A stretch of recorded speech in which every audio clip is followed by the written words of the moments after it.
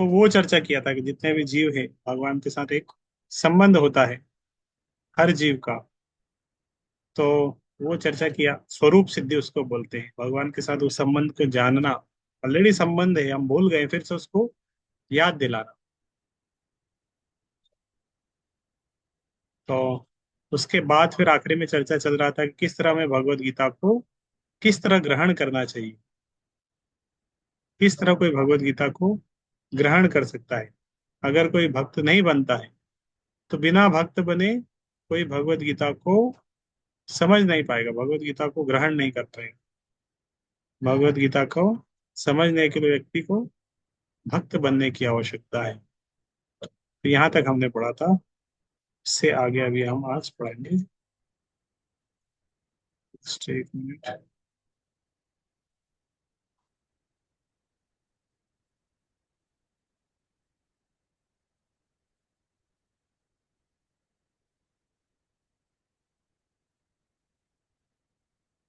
तो आप भगवत गीता आपके पास होगी घर पे, आप निकाल सकते हैं साथ में भगवत गीता निकाल के। मोबाइल को तो साइड में केवल ऑडियो ऑन करके भगवत गीता पढ़ सकते हैं पैरेलली। तो आपको थोड़ा ज्यादा समझ में आएगा, कुछ अच्छा लगे आप अंडरलाइन भी कर सकते हैं। अतएव भगवत गीता को भक्ति भाव से ग्रहण करना चाहिए। किसी को यह नहीं सोचना चाहिए कि वह कृष्ण के तुल्य है, न ही यह सोचना चाहिए कि कृष्ण सामान्य पुरुष है या कि एक महान व्यक्तित्व है। भगवान श्री कृष्ण साक्षात पुरुषोत्तम भगवान है। अतएव भगवत गीता के कथा अनुसार या भगवत गीता को समझने का प्रयत्न करने वाले अर्जुन के कथनानुसार हमें सिद्धांत रूप में कम से कम इतना तो स्वीकार कर लेना चाहिए कि श्री कृष्ण भगवान है। तो भक्ति भाव से ग्रहण करना चाहिए। तो भक्ति भाव आएगा कब, जब मानेंगे कि कृष्ण भगवान है। अगर कृष्ण को हम हमारे सामने ही मानेंगे, अरे कृष्ण तो हमारे जैसे ही है, मित्र के तुल्य है, सामान्य पुरुष है, महान व्यक्तित्व, इस तरह अगर कृष्ण को समझेंगे तो भक्ति भाव से कभी भगवत गीता को नहीं ग्रहण कर पाएंगे। इसीलिए कृष्ण को एटलीस्ट नहीं समझ में आ रहा, थियोरेटिकली मान ले कि कृष्ण भगवान है, फिर और भगवत गीता पढ़ेंगे तो और समझ में भी आएगा, उसका अनुभव वो भी होगा। सैद्धांतिक रूप से कम कम स्वीकार कर लेना चाहिए कि कृष्ण भगवान है, और उसी विनीत भाव से हम भगवत गीता को समझ सकते हैं। जब तक कोई भगवत गीता का पाठ विनम्र भाव से नहीं करता है तब तक उसे समझ पाना अत्यंत कठिन है, क्योंकि एक महान रहस्य है। भगवत गीता को कोई पढ़ रहा है लेकिन वो विनम्र भाव नहीं है, उसका विनम्रता नहीं है, चैलेंजिंग स्पिरिट साथ भगवत गीता पढ़ रहा है, समझ में नहीं आएगी भगवत गीता। तो भगवत गीता क्या है, भगवत गीता का प्रयोजन। तो ये ऊपर हमने चला भगवत गीता का भाव क्या है, वो ये अलग पैराग्राफ था। इसमें पता चल रहा है भगवत गीता का उद्देश्य क्या है, प्रयोजन क्या है। वो क्या है, मनुष्य को भौतिक संसार के अज्ञान से उबारना। अज्ञान के सागर में सब डूबे हैं, वहां से फिर से उबारना। प्रत्येक व्यक्ति अनेक प्रकार से कठिनाइयों में है, जिस प्रकार अर्जुन भी कुरुक्षेत्र में युद्ध करने के लिए कठिनाई में था। अर्जुन ने श्री कृष्ण की शरण ग्रहण कर ली, फलस्वरूप इस श्रीमद् भगवद गीता का प्रवचन हुआ। अर्जुन ही नहीं वरन हम में से प्रत्येक व्यक्ति इस भौतिक अस्तित्व के कारण चिंताओं से पूर्ण है। हमारा अस्तित्व ही अनअस्तित्व के परिवेश में है। वस्तुतः हम अनअस्तित्व से भयभीत होने के लिए नहीं है, हमारा अस्तित्व सनातन है। तो भगवान ने किसको कही, अर्जुन को कही। लेकिन अर्जुन टेंशन में था, उस समय परेशान था, उसको जरूरत थी। नहीं, हमें भी जरूरत है, हम भी परेशान होते हैं इस भौतिक जगत में, हमारी भी स्थिति वैसी ही है, भौतिक परिवेश वैसा है। भगवान ने अर्जुन को ज्ञान दिया, तुम शरीर नहीं हो, आत्मा हो। तो हमें भी आवश्यकता है, क्योंकि हम भी अपने आप को शरीर ही समझते हैं। तो भगवत गीता का ज्ञान हमारे लिए भी है, सभी के लिए है।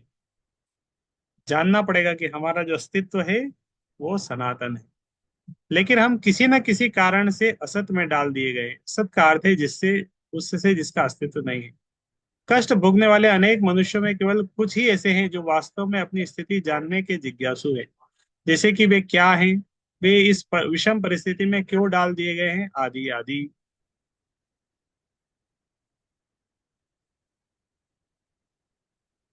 तो सब लोगों को कष्ट में डाला गया है। लेकिन कुछ ही लोग जिज्ञासु रहते हैं, वो समझते हैं कि क्यों डाल दिया गया, क्या है। मान लो जेल में, बहुत सारे लोगों को जेल में डाल दिया, तो जो कुछ लोग बोले ठीक है डाल दिया तो ठीक है, यहीं रह लेंगे, जेल में ही रहते हैं, तो जेल में जीवन बिता रहे हैं।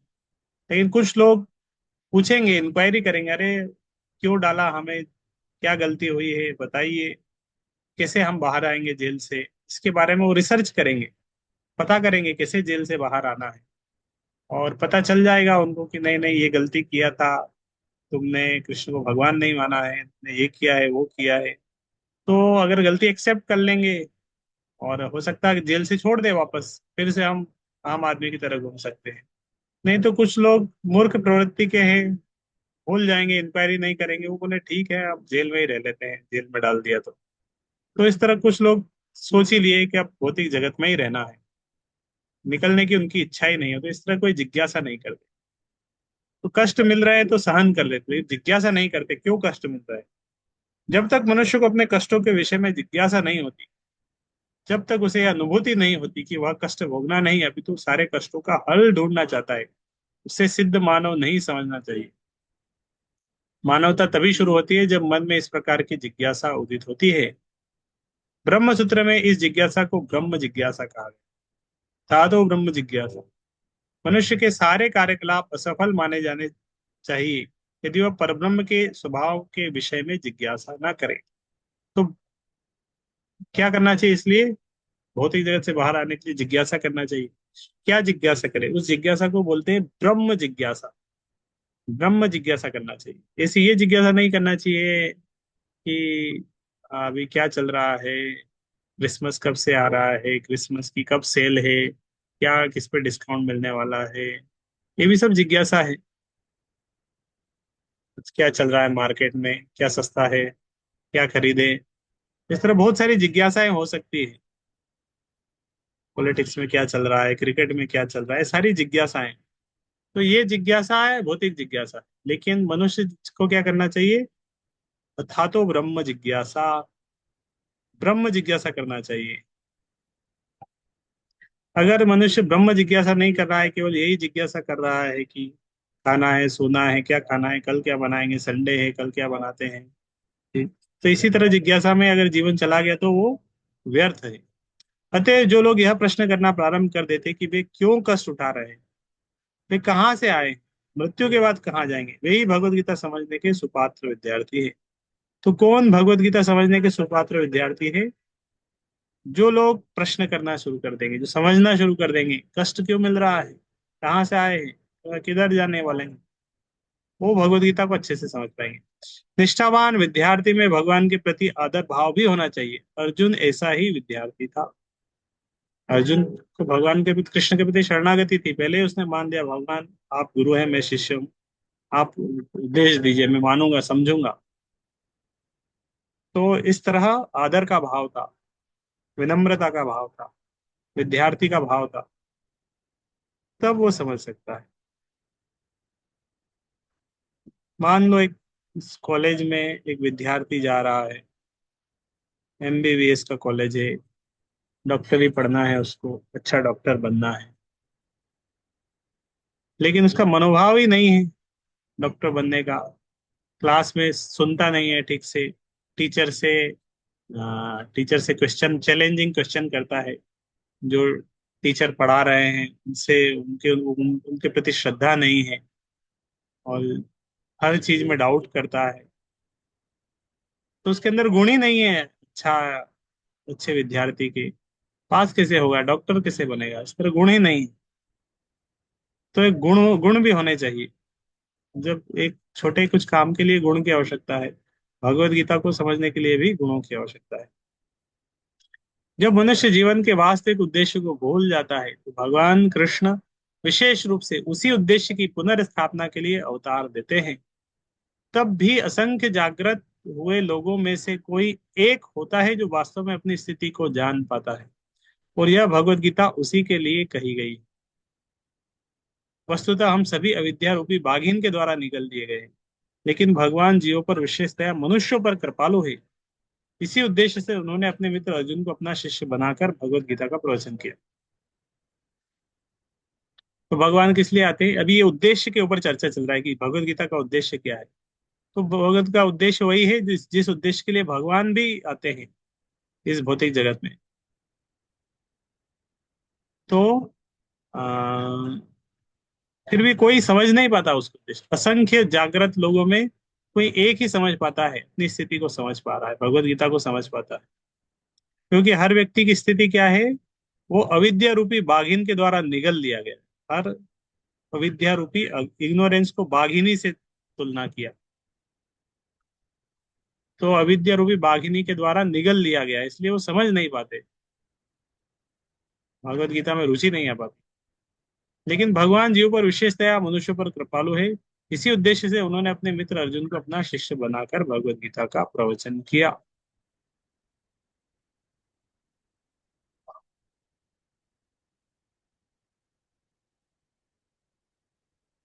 जिस तरह मान लो एक शिक्षक है, क्लास में पढ़ा रहा है,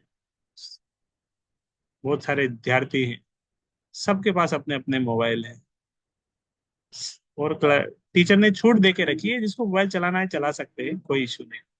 ऐसा अगर छूट दे के रखी है, कुछ नहीं बोलेगा टीचर अगर कोई मोबाइल चला रहा है, तो टीचर पढ़ाता रहेगा और बाकी बच्चे सब मोबाइल चलेंगे, मोबाइल चलाते रहेंगे।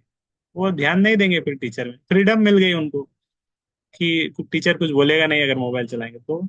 फिर क्या स्थिति होगी क्लास की, टीचर पढ़ा रहा है, एक दो चार ही सिंसियर होंगे जो टीचर को देखेंगे, अपने नोट्स बनाएंगे, बाकी सब क्या कर रहे होंगे, सब अविद्या रूपी बाघिन के द्वारा निगल लिए गए, मतलब सब, सबकी मुंडी मोबाइल में रहेगी। तो इसी तरह अविद्या रूपी माया के द्वारा हर व्यक्ति निगल लिया गया है।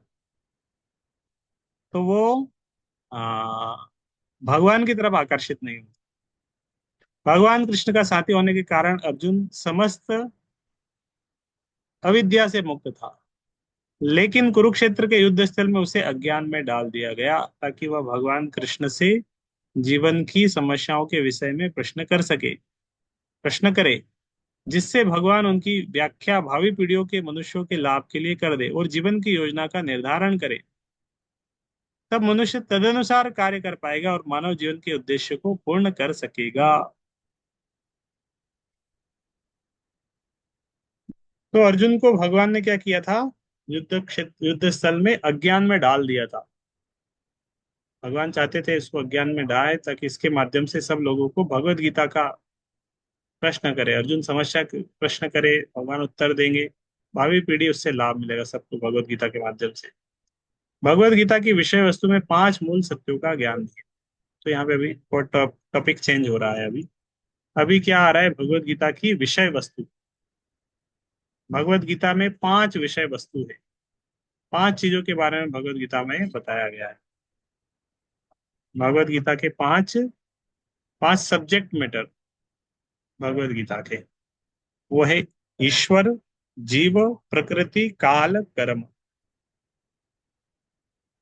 आप सब इसको 5 बार बोल सकते हैं, आप जहां पे भी हैं वहां पे उंगली पे काउंट करते हुए, ईश्वर, जीव, प्रकृति, काल, कर्म। हरे कृष्ण प्रभु जी, आवाज ब्रेक हो गई थी तो फिर से बोलिए आप। मैं बस ये बोल रहा हूँ कि जो भगवत गीता की 5 विषय वस्तु है। 1 मिनट, कनेक्ट डिस्कनेक्ट हो गया शायद।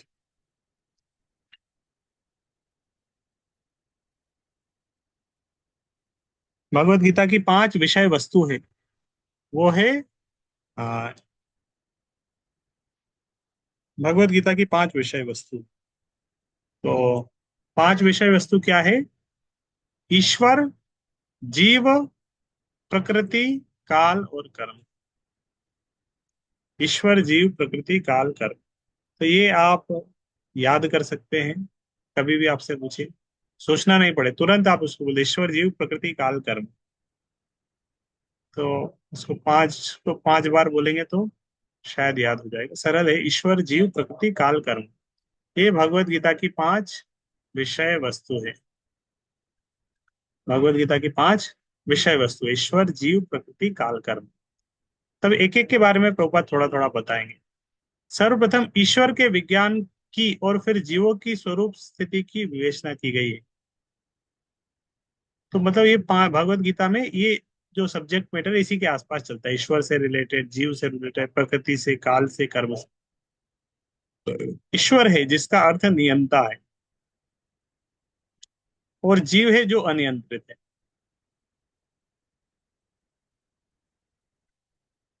तो ईश्वर शब्द का अर्थ है कंट्रोलर। जीव होता है जो नियंत्रित है, जो नियंत्रण में है।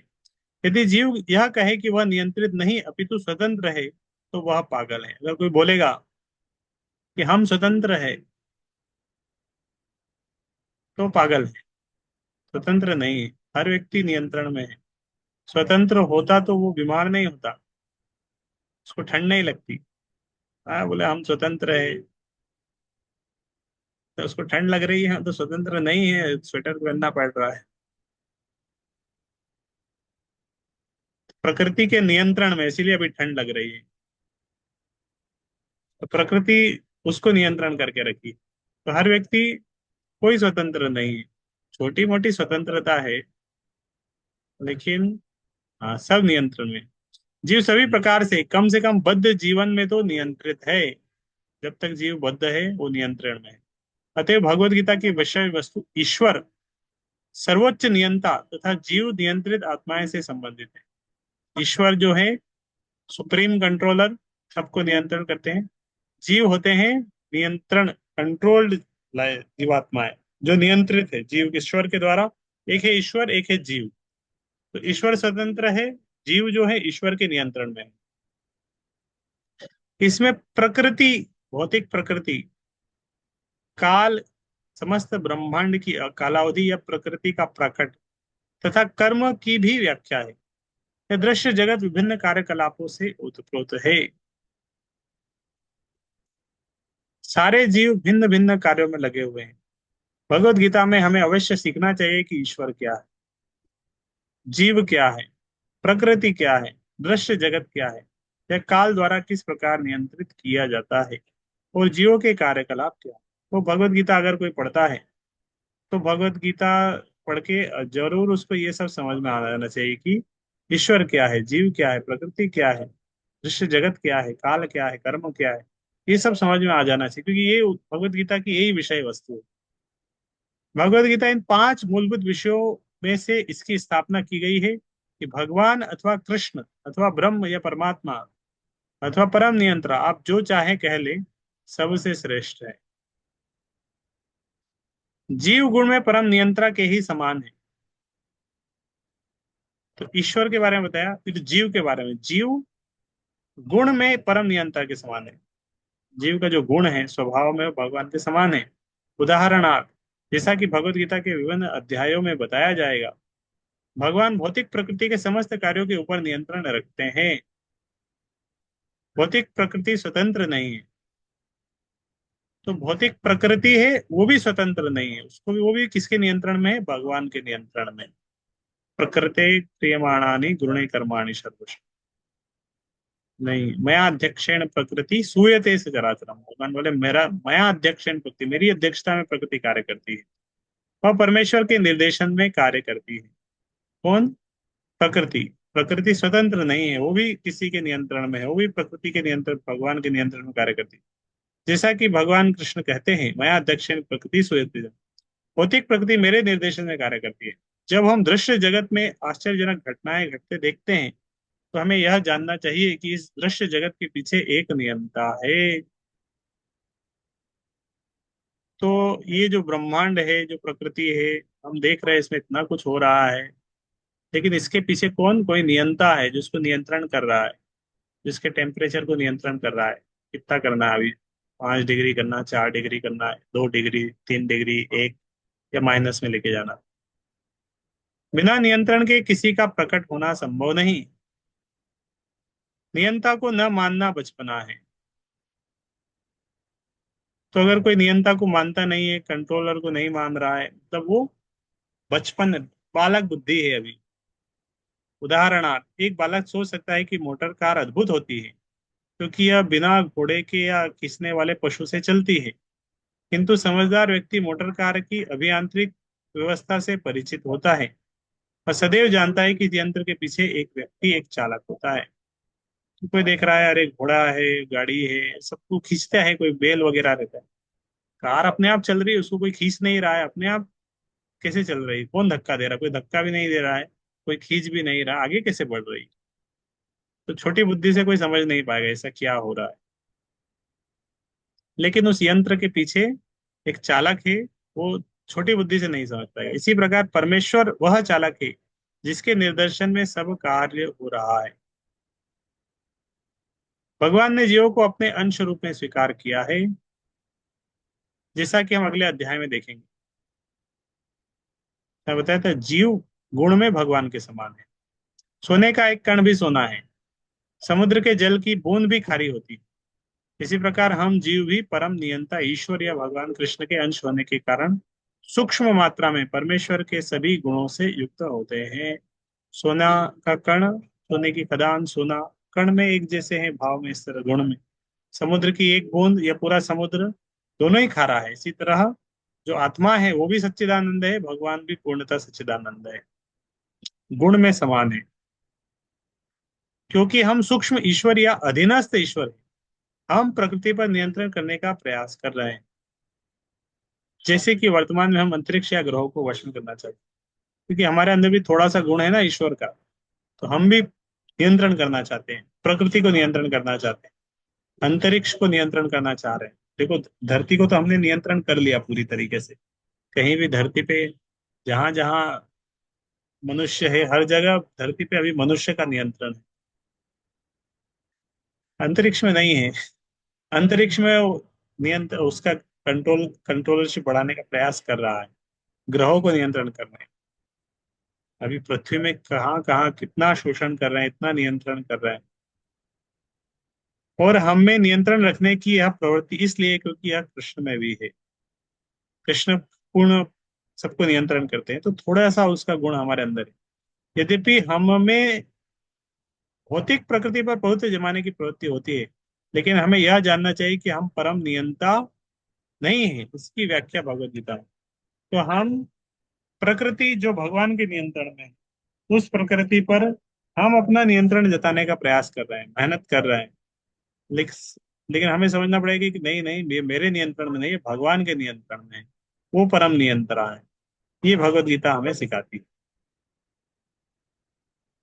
भौतिक प्रकृति क्या है? गीता में इसकी भी व्याख्या अपरा प्रकृति के रूप में की गई है। थोड़ा सा फिलोसॉफी चल रहा है अभी, समझ में कठिन आएगा। भगवत गीता फिलोसॉफी है, कभी रस आएगा, कभी रस नहीं आएगा। तो दोनों स्थिति में पढ़ते जाना चाहिए। भक्ति में हम आगे बढ़ेंगे उस श्रवण करने से। भौतिक प्रकृति क्या है? गीता में इसकी भी व्याख्या अपरा प्रकृति के रूप में हुई है। जीव को परा प्रकृति कहा गया है। प्रकृति चाहे परा हो या अपरा, सदैव नियंत्रण में रहती। तो प्रकृति दो प्रकार की है, परा प्रकृति, अपरा। परा मतलब होती है जीव, उत्कृष्ट प्रकृति। जीव जीव है परा, और अपरा है भौतिक प्रकृति। प्रकृति स्त्री स्वरूपा है और वह भगवान द्वारा उसी प्रकार नियंत्रित होती है जिस प्रकार पत्नी अपने पति द्वारा। प्रकृति सदैव अधीन रहती है, उस पर भगवान का प्रभुत्व रहता है।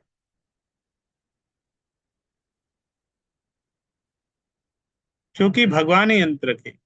जीव तथा भौतिक प्रकृति दोनों ही परमेश्वर द्वारा अधिशासित एवं नियंत्रित होते हैं। गीता के अनुसार यद्यपि सारे जीव परमेश्वर के अंश है, लेकिन उन्हें प्रकृति ही माने जाते हैं। तो भगवत गीता के अनुसार तो जीव जो है, हम भी प्रकृति है, कि हम भी नियंत्रण में हैं। तो भगवान जीव को, प्रकृति को, दोनों को नियंत्रण कर रहे हैं। इसका स्पष्ट उल्लेख भगवत गीता के 7वें अध्याय में हुआ है। अपरयमितस्त्वन्याम प्रकृति विद्धि में परा, जीव होता महाभाव येदम धारिते जगत। ये भौतिक प्रकृति मेरी अपरा प्रकृति है, लेकिन इससे भी परे दूसरी प्रकृति है, जीव भूताम अर्थात जीव है।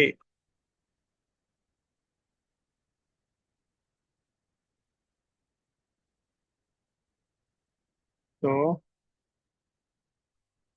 थोड़ा सा और चलेगा, कल भी हम इसी को चर्चा करते हैं थोड़ा। तो भगवत गीता के 5 सब्जेक्ट मैटर है जो हम पढ़ रहे हैं। तो आज हमने पढ़ा कैसे भगवत गीता को समझना चाहिए, स्पिरिट क्या क्या भाव होना चाहिए भगवत गीता को समझने का। वो है स्पिरिट ऑफ डिवोशन, भक्ति भाव से समझना चाहिए। ऐसा नहीं सोचना चाहिए कि हम भगवान के समान है, या भगवान एक सामान्य व्यक्ति है, या कोई महान पुरुष है। तो भगवत गीता जब पढ़ रहे हैं तो मानना पड़ेगा भगवान कृष्ण भगवान है। फिर उस भाव से पढ़ना चाहिए, विनम्रता से, सबमिसिव स्पिरिट के साथ। नहीं तो समझना कठिन हो जाएगा। फिर भगवत गीता का उद्देश्य क्या है, वो भी आज हमने पढ़ा। वो क्या है? मनुष्य को इस भौतिक अज्ञान के सागर से उठाना। हर व्यक्ति कठिनाई में है, भौतिक जगत में परेशान है, कष्ट मिल रहे हैं। लेकिन व्यक्ति जिज्ञासा नहीं करता क्यों कष्ट मिल रहा है। लेकिन जो मनुष्य है वो जिज्ञासा करता है, कर लेता है, क्या है समस्याओं का सॉल्यूशन क्या है। ब्रह्म जिज्ञासा करता है। जो भक्ति वाला, जो भक्ति के अनुकूल है, वो ब्रह्म जिज्ञासा करता है। बाकी सब लोग धर्म जिज्ञासा करते, धन जिज्ञासा करते, धन कहाँ से आए, धन कहाँ से आए, किधर है धन। धन की जिज्ञासा ही उनके मन में रहती है, आहार जिज्ञासा रहती है, निद्रा की जिज्ञासा रहती है। लेकिन ब्रह्म जिज्ञासा कोई नहीं करता है। जो मनुष्य है भक्ति में आगे बढ़ना चाहता है वो ब्रह्म जिज्ञासा करता है, भौतिक जगत से बाहर जाना चाहता है। उस इस तरह के लोगों के लिए भगवत गीता का ज्ञान है। तो भगवान आते हैं इस भौतिक जगत में फिर से धर्म की स्थापना करने के लिए, जीवन का उद्देश्य बताने के लिए। और बहुत सारे लोग प्रयास करते हैं, कुछ ही लोग भगवत गीता को समझ पाते हैं, बाकी इंटरेस्ट नहीं लेते हैं। अर्जुन की स्थिति क्या है कि भगवान सब जीवों के ऊपर बहुत कृपालु है। सब भगवान चाहते हैं, बहुत लोग भौतिक जगत में नहीं रहे सब लोग। भगवान नहीं चाहते कि हम यही पड़े रहें आध्यात्मिक भौतिक जगत। भगवान चाहते हैं सब वापस जाएं वो आध्यात्मिक जगत। इसलिए भगवान खुद आते हैं, भक्तों को भेजते हैं, भगवत गीता उन्होंने दिया। तो भगवान की इच्छा है कि हम भक्ति करें और भौतिक जगत के कष्टों से बाहर निकले। लेकिन भगवान ने हमें स्वतंत्रता भी दे के रखी है, इसीलिए भगवान जबरदस्ती नहीं करते कि आना पड़ेगा तुम, ठीक है स्वेच्छा से आ जाओ। तो भगवान ने अर्जुन को भगवत गीता दी, अर्जुन के माध्यम से सबके लिए। अर्जुन को माध्यम बनाया, अर्जुन को अज्ञान में डाला इसलिए। फिर भगवत गीता के 5 टॉपिक्स हैं, 5 विषय वस्तु है। क्या है? ईश्वर, जीव, प्रकृति, काल, कर्म। ईश्वर, जीव, प्रकृति, काल, कर्म, ये 5 विषय वस्तु। तो ईश्वर क्या है? परम नियंता है, और परमात्मा है, ब्रह्म है, कंट्रोलर है। जीव भी भगवान के समान ही, छोटा सा अंश में भगवान के समान है। जो भौतिक प्रकृति है वो भगवान के नियंत्रण में काम करती है। जीव है भगवान का अंश है, पार्ट एंड पार्सल है। जिस तरह एक उदाहरण दिया था, सोना और सोने की खदान, समुद्र की बूंद और समुद्र। तो गुण में जीव भगवान के समान ही, थोड़ा सा समान है, लेकिन ईश्वर के अधीन है। लेकिन ईश्वर के समान थोड़े से गुण है, इसीलिए हमारे अंदर भी प्रभुता जताने की थोड़ा सा गुण आ जाता है, हम भी कंट्रोलरशिप बनना चाहते हैं। लेकिन जीव है, उसके बाद भी जीव कौन है? प्रकृति के कैटेगरी में ही आता है। तो भगवान की प्रकृति 2 प्रकार की होती है, इंफीरियर प्रकृति, अपरा प्रकृति उसको बोलते हैं। कभी बनती है बिगड़ती है, बनती है बिगड़ती है। इंफीरियर है, अस्थाई है। जिस तरह अभी मेला चल रहा है, बना है 1 डेढ़ महीने रहेगा, फिर बिगड़ जाएगा, फिर कुछ समय बाद फिर बन जाएगा, फिर बिगड़ जाएगा। तो इस तरह भौतिक प्रकृति बनती है बिगड़ती है। यहाँ पे उदाहरण आएगा, कल हम पढ़ेंगे। तो जिस तरह बादल बनते हैं बिगड़ते हैं, तो भौतिक प्रकृति। कृष्ण ही केवल पुरुष है। तो प्रकृति के बारे में तो आज हमने केवल ईश्वर और जीव के बारे में पढ़ा, ईश्वर और जीव के बारे में। कल हम पढ़ेंगे प्रकृति, काल और कर्म। इसके बारे में कल पढ़ेंगे। फिर जीव और परमात्मा में क्या अंतर है, तो आपके लिए एक होमवर्क है। आप थोड़ा सा एक पेज लेना, पेज में दो कॉलम बनाना, एक तरफ लिखना भगवान, दूसरी तरफ लिखना ना जीवात्मा। और दोनों में क्या क्या अंतर निकाल पाते हैं, वो आप थोड़ा सा एक टास्क है बनाना, उसको अब बनाना।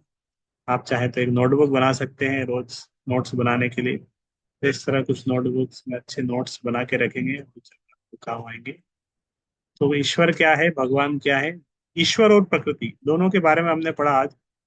ईश्वर और जीव के बारे में, तो इसके बारे में जीवात्मा परमात्मा दोनों के बारे में थोड़ा सा आप देख सकते हैं, क्या समानताएं हैं और क्या डिफरेंस है। डिफरेंस ज्यादा है क्या, अंतर है, तो वो पढ़ सकते हैं। बाकी कल हम कंटिन्यू करेंगे प्रकृति काल और कर्म। कल संडे है, लेकिन कल का संडे प्रोग्राम दिन में है, इसीलिए शाम को क्लास तो करेंगे। हरे कृष्ण।